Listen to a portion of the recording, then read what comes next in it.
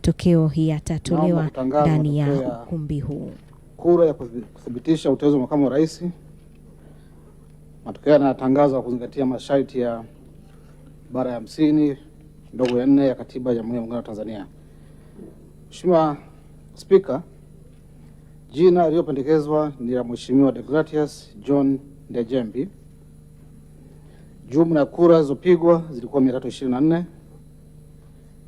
Idadi ya kura zilizoharibika 0.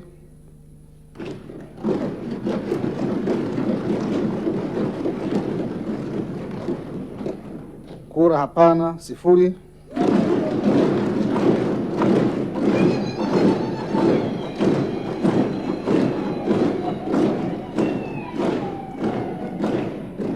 Idadi ya kura halali ni 324.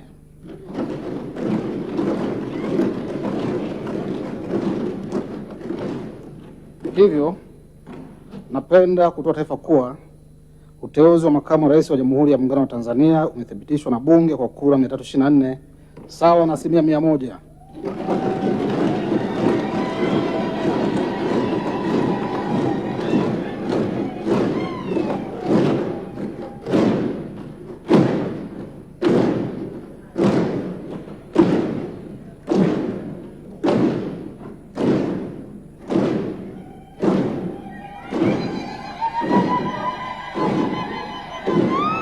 Mheshimiwa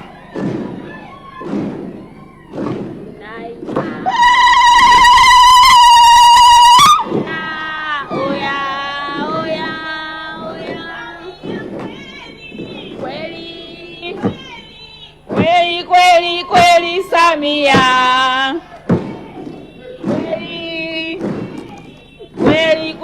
kweli Samia.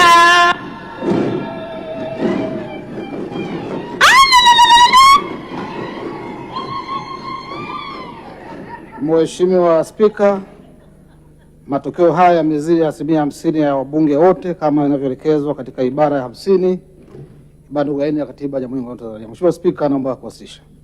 Asante. Waheshimiwa wabunge, kwa mujibu wa kanuni, katibu ndio anatangaza matokeo na ameshatangaza matokeo. Inawezekana wengine hamkusikia au mmeshangaa.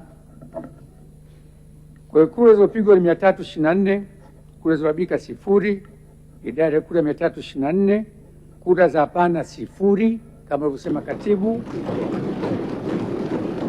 Kwa jumla la ushindi wa Mheshimiwa makamu wa rais wetu ni 324, ni 100%.